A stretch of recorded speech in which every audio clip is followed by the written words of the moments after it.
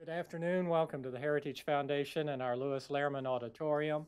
We, of course, welcome those who join us on our heritage.org website on all of these occasions. For our guests here in-house, we do make that last reminder to check that our mobile devices have been silenced or turned off as a courtesy. And of course, for those watching online, you're welcome to send questions or comments at any time, simply emailing speaker@heritage.org. Welcoming our guest today is Dr. Lee Edwards. Dr. Edwards serves Heritage as our Distinguished Fellow in Conservative Thought. He's widely recognized as the historian of the American conservative movement. He's authored over 24 books on the movement itself, as well as its notable leaders. Of particular regard are his many achievements in his leadership of the Victims of Communism Memorial Foundation. He is also an adjunct professor of politics at the Catholic University of America. He's previously served as founding director of the Institute on Political Journalism at Georgetown, as well as been a fellow at the Institute of Politics at the Kennedy School, and media fellow at the Hoover Institution, as well as a past president of the Philadelphia Society. Please join me in welcoming Lee Edwards. Lee. Thank you so much, John, and welcome everyone. It's a beautiful day in Washington and a great day to be alive, especially to talk about maybe our all-time favorite president, Ronald Reagan. Mr. Reagan, Ronald Reagan, is the subject of more books than any other modern president, including the iconic John F. Kennedy. Reagan historiography is not just a cottage, but a village industry.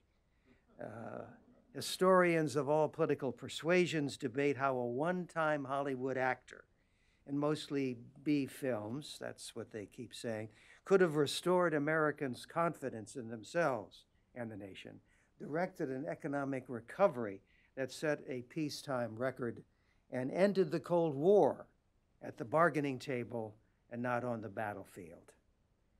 Now, there have been full-scale biographies of Reagan's life and times by the Washington Post reporter Lou Cannon, the Texas academic H.W. Brands, and the conservative historian Stephen Hayward. There have been memoirs by Reagan aides Michael Deaver, Lynn Nofziger, Martin Anderson, and Ed Meese. There have been detailed accounts of the presidency by cabinet members George Shultz, Caspar Weinberger. There have been books about Reagan's campaigns by publicist turned best-selling historian Craig Shirley and political operative F. Clifton White. And there have been books about Reagan's close relationship with Margaret Thatcher by the British journalist John O'Sullivan and with Pope John Paul II by noted biographer Paul Kengor. One might think that Ronald Reagan has been plumbed to the depths, or nearly so, but that would be wrong. None of the above historians, biographers, and other political experts, including this Reagan biographer, and I've only written 4 books about Reagan, devoted more than a line or two, if that, to the close relationship between Reagan and the 34th President of the United States, Dwight David Eisenhower. In the years leading up to Reagan's successful 1966 campaign for governor of California and his first try for the Republican presidential nomination in 1968, Ike was a constant behind-the-scenes advisor and mentor to Reagan, whom he regarded as a possible president.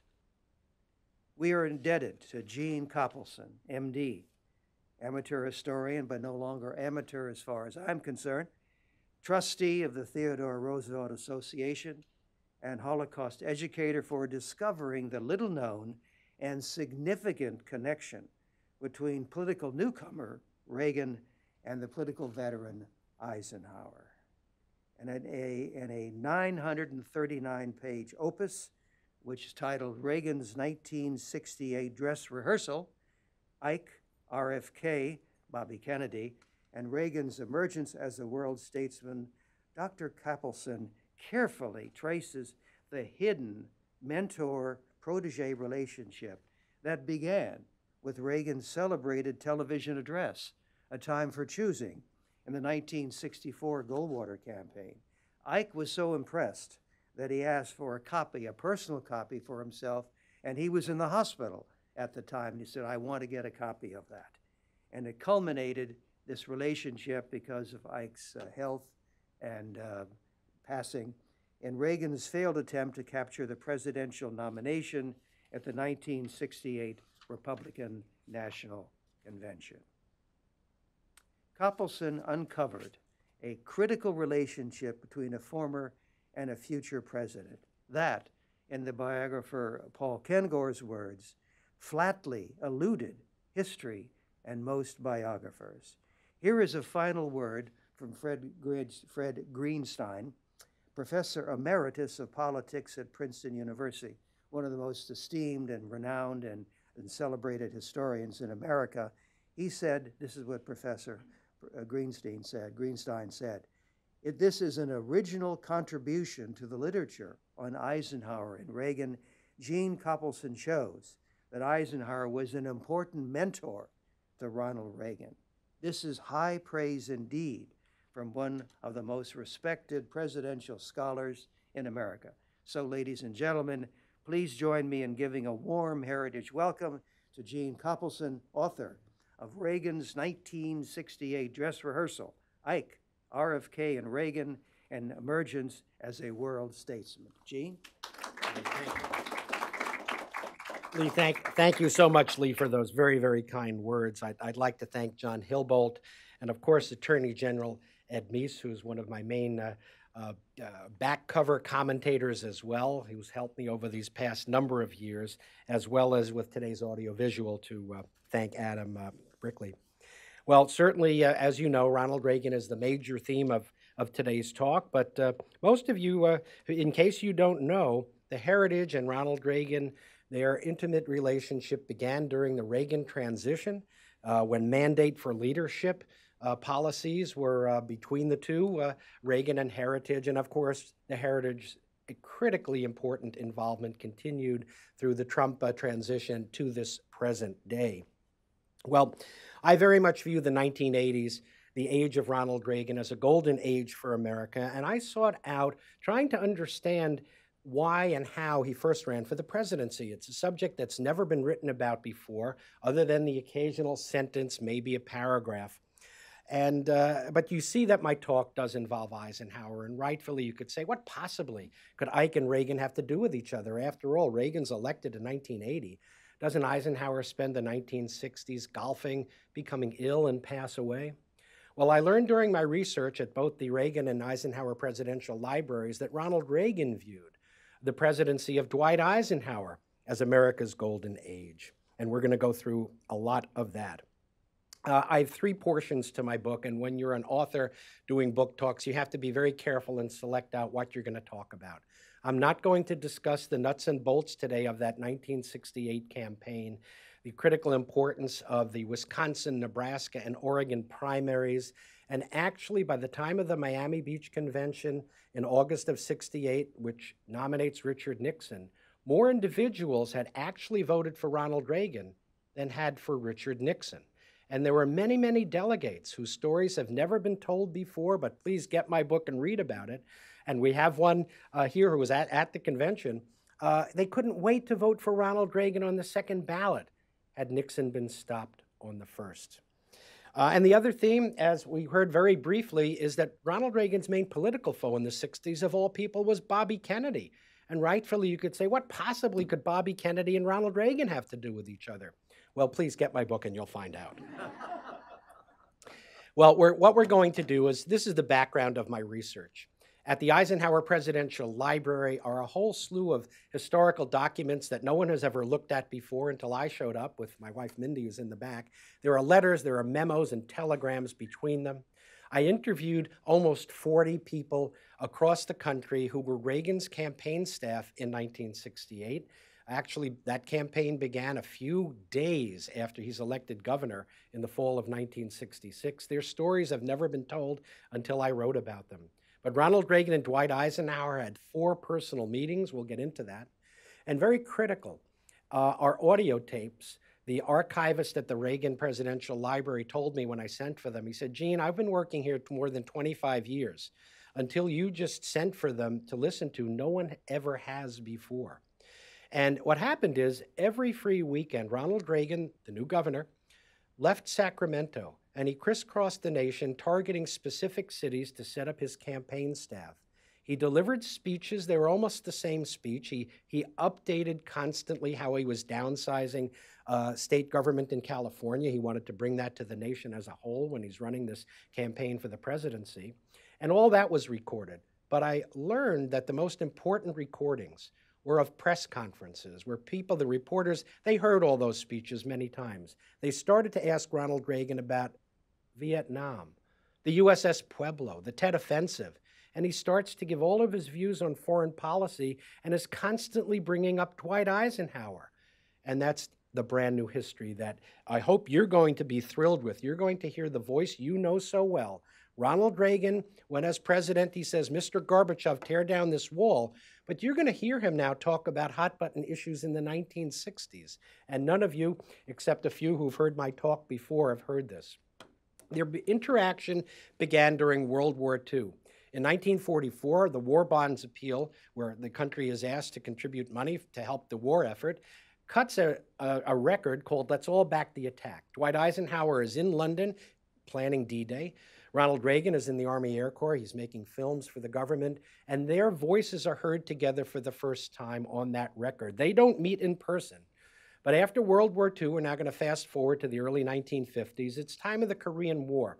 Ronald Reagan is a Democrat. He's been a Democrat for a long time, but he's very unhappy with how Harry Truman had been mishandling the Korean War. Very slow buildup of troops, let alone that he continued FDR's massive federal bureaucracy. He looks around, who should he think would be the best president in the next election for 1952? He says it's Dwight Eisenhower. And this is a point when nobody knew Ike's politics. And when Eisenhower announces he's a Republican, Ronald Reagan, instead of turning against him, says, you know, if I thought Ike was the best man for the job when I thought he was a Democrat, but now if he's a Republican, I still think he's the best man for the job. And Ronald Reagan became a Democrat for Ike. A few critically important things about the Eisenhower presidential years. When he was running, he said famously, "I will go to Korea." And when he was president, he did. He reassessed America's military strategy and tactics. And one of the main ways he achieved the stopping of the fighting with North Korea was threatened behind the scenes to use atomic weapons. There were other reasons too, but that was a critically important fact. A year later, he delivers an all but forgotten speech at the United Nations called Atoms for Peace. In it, Eisenhower offers to turn over America's nuclear arsenal to an international agency under the aegis of the UN. But there's one caveat: the Soviet Union has to agree. They refuse. That's the end of that. You also may recall the terms Quemoy and Matsu, two offshore islands of Taiwan, which at that time was called Formosa. Twice during the 1950s, Communist China shelled those islands and threatened an invasion. President Eisenhower had the 7th Fleet there and said they'll have to crawl over the 7th Fleet if they want to do that. Well, Ronald Reagan, just after this, makes an all but forgotten film. Remember, he's an actor at this point. It's called Prisoner of War. In it, he plays an Army war captain who is parachuted into North Korea to check on the rumors of the horrendous conditions that Americans are kept as POWs.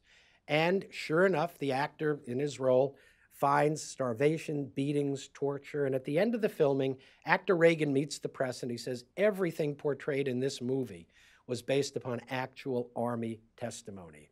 And those of you who'd be interested in early Reagan film, please see that movie. By 1962, this is at the point 2 years after John F. Kennedy beats Richard Nixon, and Richard Nixon at the time is running for the governorship of California, Ronald Reagan officially becomes a Republican. And Dwight Eisenhower, this is 2 years, of course, after he leaves the White House, he feels that the GOP is doing a terrible job of marketing themselves, that the Democrats do a much better job. And at Gettysburg, where they spend, the Eisenhowers spend their summer, they host a meeting to plan how can the Republican Party better market themselves. By the way, one little note that I go to in a little more detail in my book is the last line there. At the Barry Goldwater Convention, Eisenhower speaks, and the liberal writer Gore Vidal is there. He notes how intently Ronald Reagan is observing Dwight Eisenhower. He draws the slightly wrong conclusion, correct, that Reagan's going to go into politics. Turns out to, of course, to be correct. But Reagan isn't just studying any politician. He's specifically studying Dwight Eisenhower. Well, never before known to history is this record, the cover jacket of it, that the GOP created in 1962 and was distributed to the public. And the reason I know about it is because the script I dug out of the archives in Abilene at the Eisenhower Presidential Library. And this is a result of that marketing meeting. One other historian discussed that meeting and said nothing ever happened, and that was the end of the GOP marketing effort. And that's wrong.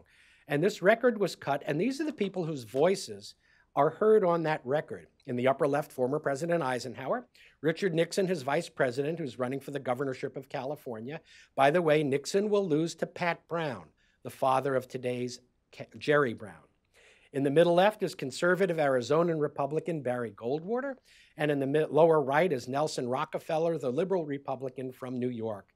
And there, in the lower left, the man chosen to narrate this very important GOP marketing letter is the brand new Republican, Ronald Reagan. And during the script that I looked at, Eisenhower crossed out certain sections of the script and wanted certain words inserted, these in particular. He said basically that there are good liberal Republicans, conservative Republicans, and middle-of-the-roaders. Basically, the GOP has a wide political tent, and that became part of the words used in the final record. And clearly, having the brand new Republican Ronald Reagan narrate this was perfectly fine with Dwight Eisenhower.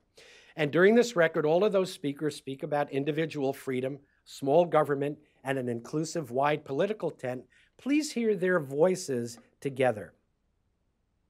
And now we hear from one who has served his country all of his adult life, crowning that service with 2 terms as President of the United States, Dwight D. Eisenhower. Thank you. Thank you, Mr. Reagan. And the GOP knows nothing about this. They created it. I hope you, enjoy hearing these voices. Now we're only going to hear Reagan from now on, but it's a time period you just aren't familiar with Ronald Reagan. Well, this is a week before the big presidential election. Barry Goldwater is the candidate, and the poll numbers look pretty bad. It looks like Johnson is going to have a major landslide. And behind the scenes, they ask, and Lee Edwards goes over this in one of his books in much more detail than me. They asked the Reagan campaign. Reagan, of course, is an accomplished speaker. He's been crisscrossing the country throughout the 50s and early 60s, giving speeches at GE factories, because he, of course, is the host of General Electric Theater on Sunday evenings. He says, we never open up our mouths about the millions enslaved behind the Iron Curtain. He gives just an outstanding speech. Many of you know it. If you don't, go to YouTube and watch it. It's amazing that what Ronald Reagan said way back then is so relevant to the world we live in today. Anyway, other people were watching that, and there was a group in Los Angeles who said, my gosh, this guy's an articulate, warm person. We want to get Ronald Reagan to enter politics. And a group in Michigan that very night forms the very first Reagan for President Club, the details of which, of course, I review in my book. But one other person is watching that, and it's Dwight Eisenhower, as Lee mentioned. He immediately calls his former Attorney General and says, what a fine speech Ronald Reagan just delivered. He calls his former special assistant and says, what an excellent speech Ronald Reagan just delivered. Well, it's a landslide, and not all Republicans endorsed the party nominee, Barry Goldwater. Reagan is livid. He's incensed that liberal Republicans such as Nelson Rockefeller, whose picture you saw, or George Romney, that's Mitt's dad, the governor of Michigan, they refused to endorse Goldwater. Publicly in a speech in California, Reagan called them traitors. Well, there's an intermediary now between Ronald Reagan, who's thinking of entering politics, and Dwight Eisenhower, a mutual golfing friend, Freeman Gosden, who was the co-creator and co-star of radio's Amos and Andy. David Eisenhower, Ike's grandson, recalled the Gosdens as amongst the Eisenhowers' most treasured friends, and he becomes very critical because 6 months after the loss of Barry Goldwater to Lyndon Johnson, Eisenhower gets a phone call from his friend and says, General, Eisenhower liked to be called General after he left the White House, what do you think of the actor Ronald Reagan? He's also a friend of mine. He's thinking of entering politics. What advice can you give him? The very next day, Dwight Eisenhower pens a multi-page, very thoughtful letter that gets immediately to Freeman and then to Reagan on what should Ronald Reagan do should he decide to enter politics. And Reagan will follow not only the exact steps that I'll go over with you. When Reagan, in January of '66, officially on TV announces he's running for the governor of California, he actually uses some of this same phraseology originating in this Eisenhower letter. Ike tells Reagan, make an unequivocal statement, you're a Republican, that 6 months ago you honorably supported the party and its candidates. Now, I highlight some words here, and that the GOP, in seeking common sense solutions, that's what I highlight, can accommodate men who differ sharply on detail, liberal versus conservative. Never cease presenting yourself as a Republican, trying to bring common sense solutions to government. I highlight those words for you there. Reagan says, twice Eisenhower used those terms, common sense. Of course, common sense originated with Thomas Paine during the Revolution. But for Ronald Reagan, he took it personally, and he made it the theme of his campaign, as we'll see in a minute. Well, by the late spring of 1966, Ronald Reagan wins the primary. He becomes the nominee of the party for the governor of California, and he flies east. Who's the first person he wants to meet? That's the person who has been mentoring him behind the scenes, Dwight Eisenhower. And those of you who may have visited Gettysburg National Park or may plan a trip there, please make sure you stop at the Eisenhower home. That was their summer home, which is adjacent to it. And Mamie Eisenhower had a logbook. In it, she made every single person who entered her home or left it sign in and out, including David and all the family members. And there on June 15th, 1966, I went over all these old logbooks with the archivist when we visited there. There is the signature of Ronald Reagan about to meet for the very first time Dwight Eisenhower. And in my book, I detail their 4 long meetings. They all involved golf. And those of you who golf know, when you get together, it's not 5 minutes. You spend many hours together, walking in the golf cart, chatting, and we're going to hear what they discussed. Rather than the torch being passed to a new generation from John F. Kennedy's inaugural speech, I believe this is the torch being passed from the man who defeated Nazi Germany, Dwight Eisenhower, and won World War II, to the man who will single-handedly, not of course with Margaret Thatcher, Pope John Paul II, and Mikhail Gorbachev, but it's Ronald Reagan who defeats communism without firing a single shot. This is, in my opinion, where the true torch is being handed over. Well, Ronald Reagan makes that Eisenhower theme, common sense, his campaign theme for the governorship.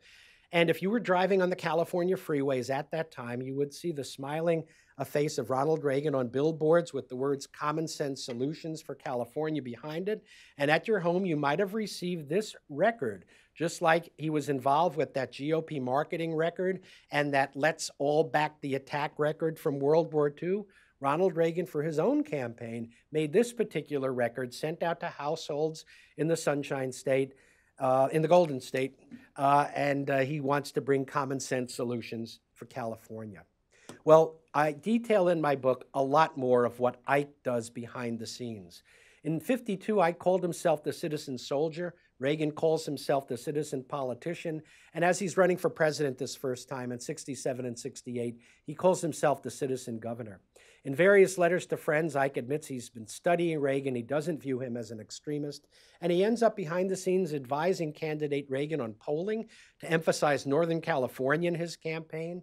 And 2 times when Ronald Reagan is falsely accused of being anti-Semitic, Dwight Eisenhower advises Reagan on how to fight those false charges. And Reagan, the accomplished speaker, is actually advised on speech technique in front of the TV cameras by Ike, and in a very poignant letter at the Eisenhower Library, Ronald Reagan thanks him. In my opinion, the true origin of Reagan Democrats is exactly here. Ike several times advises Reagan to seek out independents and Democrats. It's not in 1980 when he wins the presidency. It's actually here Eisenhower publicly endorses him and not only has been contributing his time, he makes financial donation to the campaign as well. Well, I think this mentor-student relationship originates probably in sports. There is Dwight Eisenhower on the left. He plays football at West Point. At one point, twice in one game, he tries to tackle the legendary Jim Thorpe. He doesn't quite succeed, but he injures his knee, and he can no longer play football. It's a dark day for Eisenhower, but he becomes the West Point football coach. And there's Ronald Reagan playing for Eureka College football. I believe both of them valued that mentor-student relationship, coach-student relationship, and how you need teamwork to achieve success. Eisenhower, those of you who know his background, General Fox Connor, when both of them were stationed in Panama, that was one of his major mentors. And actually in the middle of World War II, he still sought advice from Fox Connor. And Ronald Reagan sought advice, as you're about to see and hear, continuing advice from Dwight Eisenhower. Well, I put this in here that some correspondence is very, very relevant to today. Both Eisenhower and Reagan hated the term hyphenated Americans. They hated when people were called German Americans, Irish Americans, Mexican Americans. They felt that that was just used by Democrats to make people into ethnic subgroups to claim discrimination. They both wanted people called Americans first. You're an American of Mexican descent, American of Jewish descent, you're American first. And there's an interesting correspondence about that. And in fact, Dwight Eisenhower's campaign in '52 was the first to actually target Hispanic Americans with specific campaign posters and ads to that group. Ronald Reagan followed in those footsteps, as you see on the left. And there's the first indication of Reagan Democrats when he wins a sizable number in the election. Reagan wins, and this is against Pat Brown, the incumbent Democrat who had defeated Richard Nixon 4 years before. Ronald Reagan wins by almost 1 million votes, and that's the telegram of congratulations from Dwight Eisenhower to Reagan. 2 weeks later, Ronald Reagan is just governor-elect. He hasn't assumed office yet.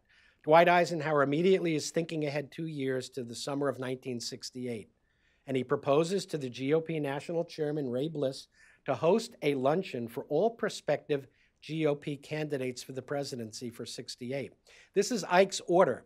Nixon, as former vice president, George Romney, again, that's Mitt's dad, Percy, senator from Illinois, Ronald Reagan in the middle, Nelson Rockefeller, who we met, and Hatfield, senator from Oregon. This is Ike's order. It's not alphabetical. Right in the middle is Ronald Reagan. Clearly, Dwight Eisenhower had mentored novice politician Ronald Reagan from the very beginning, now into a potential president of the United States. And what did Ike actually think of someday seeing Reagan in the White House? After that first meeting on the golf course in June of '66 in Gettysburg, they meet the press. Eisenhower certifies Reagan as presidential timber. 9 months later, after another of their private meetings, the press asks Ike, they say, General Eisenhower, what will you do next summer at the Miami Beach Convention next August if the Republicans actually nominate Ronald Reagan? He grabs the mic and says, I will enthusiastically endorse him if he's our party's nominee. And privately, many times he urges Reagan to run as California's favorite son. Well, Reagan in '67 often was thought of as potentially the nominee for the vice presidency, paired with a liberal such as Nelson Rockefeller. Ike didn't like that. He wanted people of the same political philosophy. But the media, even a cover of Time magazine, has the two of them paired. And at press conferences, Ronald Reagan is asked, would you accept the vice presidency? And you may recall from history what General William Tecumseh Sherman said, if nominated, I will not run. If elected, I will not serve. Listen to Ronald Reagan referred to this when he gives an answer about whether he will accept it.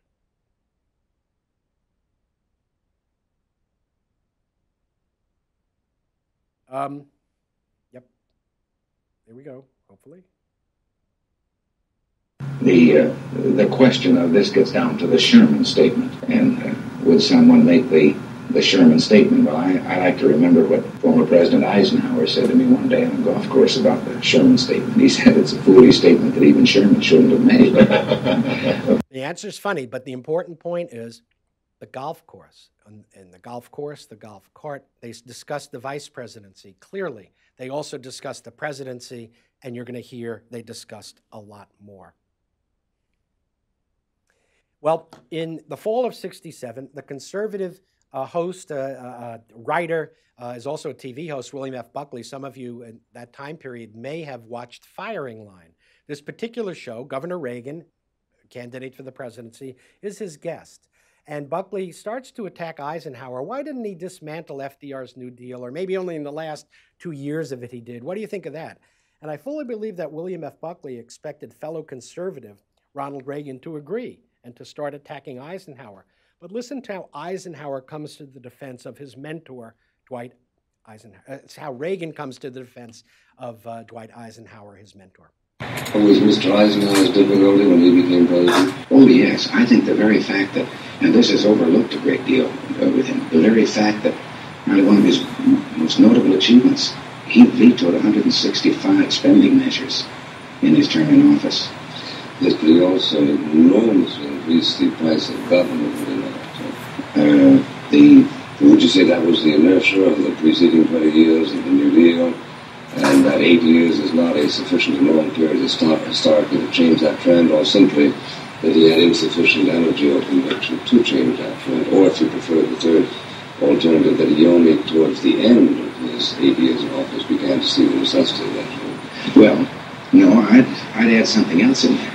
That only one term of his entire 8 years did he have a Congress of his own philosophy and his own under his own party.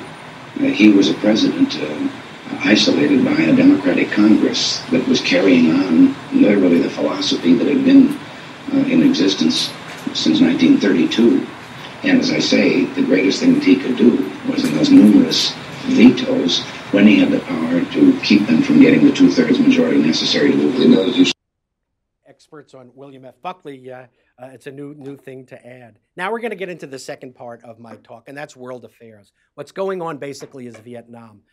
Lyndon Johnson, the Democrat, places American boots on the ground in Vietnam. Of course, there were advisors under both Eisenhower and Kennedy in Vietnam, but it's LBJ who places boots on the ground.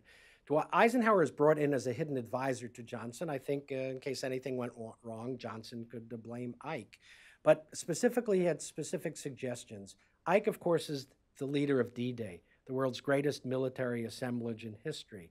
Massive show of force. He wanted Johnson to do the same. Americans don't tolerate long wars. Johnson doesn't listen, and the quagmire of Vietnam begins. But Ike had specific suggestions. Hot pursuit. If enemy aircraft or troops cross an adjacent border, you go after them. Don't stop the bombing of the North. And just as Ike had successfully stopped the fighting in Korea 15 years earlier, he wants Johnson to threaten behind the scenes to use atomic weapons. He also wants the American Navy moved north off the coast of North Vietnam to threaten an amphibious invasion of the North. That will force their troops that are in the South to flee home. And you'll hear Reagan say, to protect the store. He wants the dams bombed, as he had done in Korea. Johnson does none of this. The only candidate for the presidency in '68 who words these same ideas is Ronald Reagan, and that's true on either side of the spectrum. And again, you're going to hear that voice you know so well discuss this. A month after Reagan is elected to the governorship, this is a private letter that Eisenhower sends to Dutch Reagan. I hope to speak more about world affairs with you. And what Reagan says the next year, I still repeat what Ike said. One of our great mistakes in Vietnam was assuring the enemy in advance that we wouldn't use them. Reagan and Eisenhower wanted the North Vietnamese quaking in their beds every night, wondering what America would or wouldn't do. Could you imagine what Reagan and Eisenhower would think of telling in advance when our troops are withdrawn from Iraq and Afghanistan? Did Dwight Eisenhower, when planning D-Day, send a note to Adolf Hitler what he is or isn't going to do?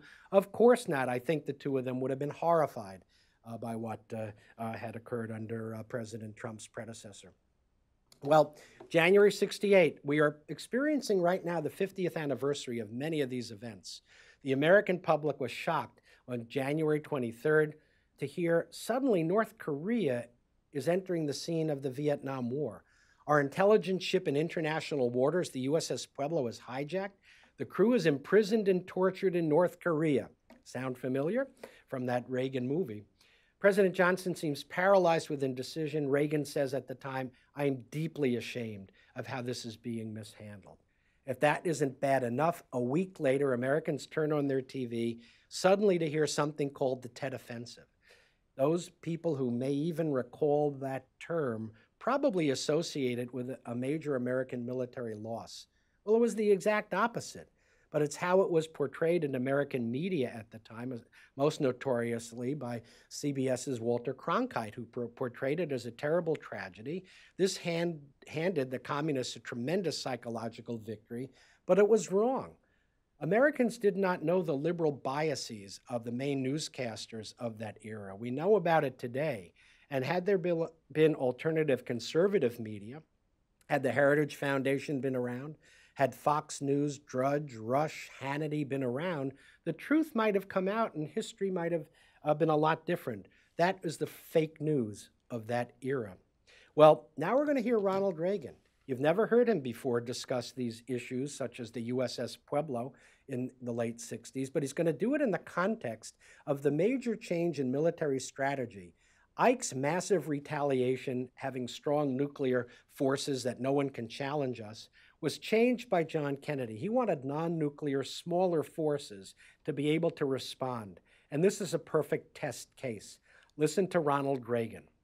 This play had a 7-year run, beginning with the Bay of Pigs and closing with the humiliating theft of one of our ships and the kidnapping of 83 young Americans.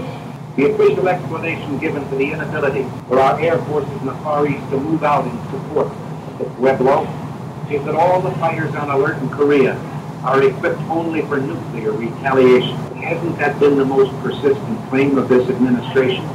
Hasn't their claim been that we have moved at a cost of $500 billion over these last few years from a nuclear footing to one that would avoid the threat of the bomb and give us a flexible response? And now when a response is needed, we've had no response at all.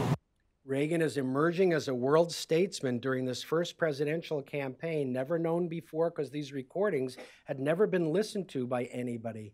And they're now being heard by you, but it's also the major theme, and he's getting this from Dwight Eisenhower. Of course, his own analysis as well, but it's discussions with Eisenhower that are critical. Well, now listen to Reagan going over specific suggestions. He's asked, what would you do in Vietnam?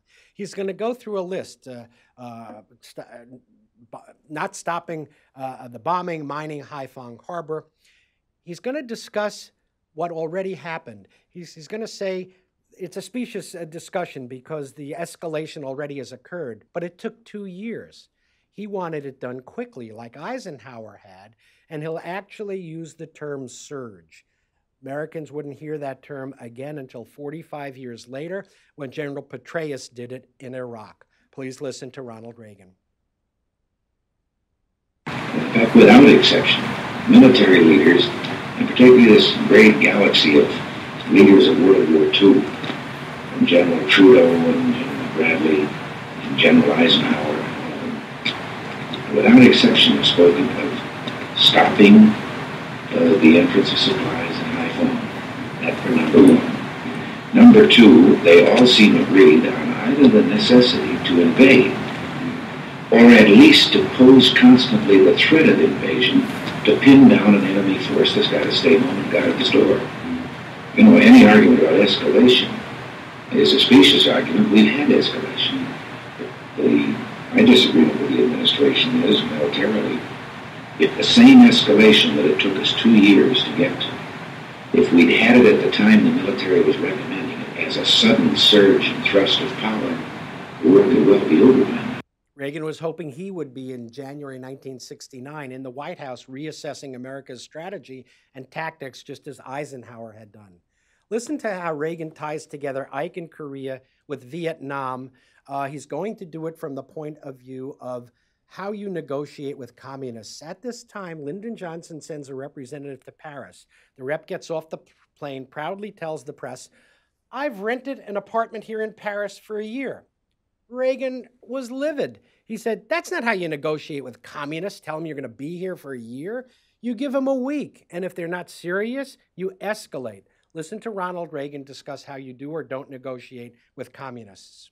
My statements last week about what should be done at the negotiating table were in reality quoting some earlier remarks by former President Eisenhower. The effect that when you sit down to negotiate with the communists, we should keep in mind the 2 years of negotiations in Korea, in which during that period of time, more than 20,000 Americans were killed. And I think you have to recall that President Eisenhower, coming in as a new president toward the end of that 2-year period, brought an end to the negotiations and a settlement of the conflict by simply releasing the word that the United States was going to review its options with regard to weapons, theaters of operation, manner of fighting, and so forth. He said also he began to expand his discussions of foreign affairs beyond Vietnam. Looking at Berlin, he says, when Ike was in charge, with calm, unwavering resolution, without any buildup of forces, menacing Soviet movements against Berlin were stopped. This is one of Ronald Reagan's most important speeches of this time period that history has all but ignored. He's speaking in Amarillo, and I'm only going to play a little clip, but at the very beginning, you're actually going to hear him discuss anti-ballistic missiles and the ABM treaty of that era. This, and I go over this in much more detail in my book, is when I think the true origin of the Strategic Defense Initiative. It began a few months earlier, the first time he meets South Carolina Senator Strom Thurmond, whose biography Lee had written at the time. And he meets because there's not only does he wants to get his endorsement, there's a huge Time Life article about the Sentinel system being proposed for America to have an anti-ballistic missile shield to protect us against China. We didn't feel, at least McNamara, the defense secretary, didn't feel we could do anything to defend ourselves against the Russians, which had a working system at the time. Well, listen to Ronald Reagan not only briefly mention that, he's also going to discuss the Soviet Union. He will almost use the words evil empire from the early 80s, but not quite, and how he's going to look back upon all the technological triumphs of the Eisenhower years that had been squandered under Kennedy and Johnson. Where did we take a different course? In recent days, there's been smiles in the Kremlin. They've been warm and friendly, but I wonder if they're smiling or if they're laughing at us. We're now ready to talk a nuclear weapon treaty that will stop us from protecting our cities, as theirs are already protected by an anti-ballistic missile program. Russian rockets are killing our young men and raining down on the innocent civilians of Saigon. But our national leaders indicate that they believe we can enter into a treaty, in spite of the fact that this other nation has already broken more than 50 treaties with this country and has indicated that it believes it is its right to break a treaty anytime it suits its national purpose. In the interest of time, I think I'm going to be going ahead. There's actually a reporter who asks him if using the term common sense is a good idea. And this is where Ronald Reagan in public thanks Dwight Eisenhower that he was the inspiration for that as a campaign theme. And as I go over in my book, the man we know as president was there all along. He doesn't suddenly call to tear down the Berlin Wall out of the clear blue in 1986. When he debates Bobby Kennedy on May 15, 1967, that's when he actually asks the Soviets to knock down the Berlin Wall. He says we shouldn't go to the UN to seek major geopolitical solutions and not to remain neutral in the Middle East. And we're now very quickly going to go through some things. In his third run for the presidency, one of the hot button issues is the Panama Canal. Reagan is against turning it back to Panama. He says and discusses how he discussed this with Ike in the golf cart. They discussed so much there. The presidency, the vice presidency, Korea, Vietnam, even foreign affairs issues as obscure as Panama. Unfortunately, neither of them took notes. Reagan is asked in that third campaign, who's your favorite president? He says, oh, everybody answers Washington or Lincoln. I think Ike should never be forgotten. Remember Quemoy and Matsu, there was no war and they remained free.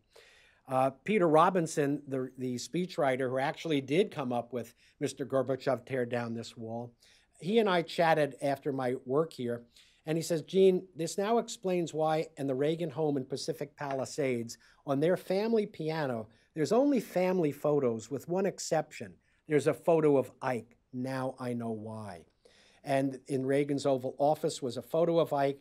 In the private study was a bust of Ike, and in the cabinet room was a portrait. He loved Ike's saying from his military-industrial conference farewell address, peace through strength, and Reagan used it a lot. Other biographers, and I'm going through this very quickly due to time constraints, other biographers felt that FDR was Reagan's role model. I didn't find that at all. Through searching the search engines at the archives in Simi Valley, how many times did President Reagan cite a prior president in all of his official statements? The main prior president he cited was Ike. It wasn't FDR. He only cited him about 50 times during 8 years. It was Ike who he cited the most. When he's negotiating nuclear arms reductions on the 30th anniversary of Atoms for Peace, and the Soviet leader Andropov leaves the discussions, Reagan is dejected, but he says, "My administration endorses Ike's view. This is what we are dedicated to achieving, nuclear arms reduction." I think one of the major achievements of President Reagan, he wanted to fulfill the unfulfilled goals of his mentor, Dwight Eisenhower. Reagan is the first American president to visit Normandy for the 40th commemoration of D-Day. He says he's honoring Ike's troops, and off the shore is the aircraft carrier USS Dwight D. Eisenhower. It sends its jets over Reagan. Reagan flies in Marine One, and he praises Ike. The crew forms the letter IKE on the carrier. Reagan grabs the microphone and yells down to the crew, "I like Ike, I love Ike." And during Reagan's farewell address, I'm not going to play it. Please listen to it. There's so much there, just like the military-industrial speech of Eisenhower when he left office. Listen to Reagan. He says we must study history, but he praises Ike's troops. He reflects on why he entered politics in the 60s, and he uses the terms common sense and citizen politician. And here is that cabinet photo, Ronald Reagan, Vice President Bush, and looking down very proudly, I'm sure, for the man he mentored into the presidency, Dwight Eisenhower. I normally stop my public lectures there, but I just want to show you that Let's Make America Great Again actually began with Ronald Reagan. It wasn't Donald Trump. It is from Reagan. And there's a lot in common amongst these three men. They were all outsiders entering politics late in life. They were not the party favorites. They all love America. And Donald Trump also actually a few times used the terms common sense. We need a strong American economy. Don't show your cards to America's enemies. Donald Trump said that 2 months ago in the State of the Union address. I will never tell America's enemies in advance what I will or won't do. And they strongly favor Taiwan, our allies, and of course, North Korea in the news all the time. And I hope to meet you in the back. Those of you who favor reading on tablets, please go to Amazon. My book is available as a Kindle version for less than $10. But if you'd like a physical book, I'd love to meet you in the back to sign it. Thank you. I apologize. The end portion had to be rushed. Thank you.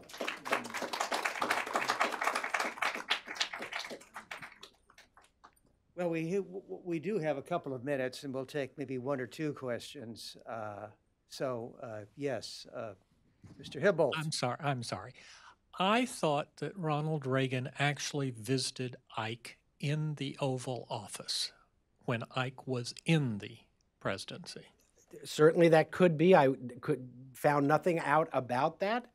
Thank you for that update. I wish I had known and would have. I wish I knew where I thought I'd seen that. I'll look it up and get back to you. But I'm struck that I don't think 66 was maybe the first time, but it may have just been a photo op. I went through Eisenhower's, of course, presidential diary in the 60s, but they have all the records of every interaction, starting with let's all back the attack, the fact that Eisenhower was sent a copy of the Reagans' wedding announcement in the mail. There's nothing about any kind of meeting. Something in me thought that was the dual reason he had the portrait in the cabinet room, because he had met with him. As indefatigable as Gene is, if he hasn't been able to find it, it probably doesn't. But we'll take a look at that. Yes, sir. Good afternoon. You said that President Reagan and Bobby Kennedy had a debate. Can you summarize that for us quickly? Sure. This was a debate on Vietnam. It was internationally televised. It was very unique. Reagan was in a studio in Sacramento. Bobby Kennedy was in Washington, D.C. at a studio. And Charles Collingwood of CBS was in a studio in London, and there were a group of international students who were almost all very anti-American, anti the Vietnam War.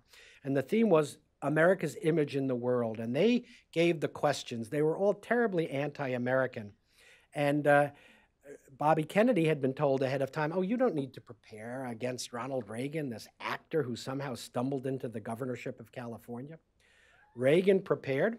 And one of the main people who helped him is right here, Attorney General Ed Meese. He also had a big book, and he studied everything about Vietnam. Every question when the students asked these things and they were wrong, he immediately said, your facts are wrong. Here's what happened. All Bobby Kennedy did was apologize. And had there been sort of these graphics, his numbers would be going down, Reagan's would be going up, and in fact, at home in Northern Virginia, Ethel Kennedy was yelling at the TV, Bobby, he's killing you, do something, do something. And at the end of the debate, not only did the right-wing media or middle-of-the-road media, even the left conceded, Ronald Reagan won that debate hands down. When Bobby Kennedy left, he told his press secretary, Frank Mankiewicz, you're the one who got me into this. I never the blank want to debate Ronald Reagan again. And in early 1981 as president, Jimmy Carter had refused to hand a Congressional Gold Medal to Mrs. Kennedy and the Kennedy family in honor of the 15th anniversary of the assassination of Bobby Kennedy, because Ted Kennedy had run against Carter in the 1980 primary. So Ronald Reagan magnanimously in the Rose Garden gave that Congressional Gold Medal, and Ted Kennedy said to Reagan, when you debated my brother, you were the toughest debater he's ever faced. And Republicans at home who watched that debate said, wow, next summer, we don't want to nominate Richard Nixon and have another Nixon-Kennedy debate fiasco like 1960. We want a winner. Here's Ronald Reagan. He just won by almost 1 million votes, the nation's most populous state. And now in world affairs, he thrashes Bobby Kennedy. That was a major boost to Reagan's campaign. Go to YouTube. You can watch the debate. If I could just add an historical footnote in writing about this period myself, I sent a letter to Richard Nixon, whom I had met through my father years before. And I said, Mr. President, is it true, 1968, Miami, you want to win on that first ballot? What would have happened if you had not won on the first ballot? And he said, you're absolutely right, that if it had gone to a second ballot, it might have been Ronald Reagan who would have gotten the nomination. So here was Richard Nixon confirming personally just how important and how dangerous, you might say, Ronald Reagan was to Richard Nixon's desire to be the nominee in 1968. Well, ladies and gentlemen, this is as I say, and I'm not going to refer to you anymore as an amateur. You are an historian. God bless you, and thank you so much for being with us this afternoon. And now the most important thing is those books are out there if you want to buy the print version. And don't forget, what is the Kindle. And Kindle. The Kindle version on Amazon. Amazon, there it is.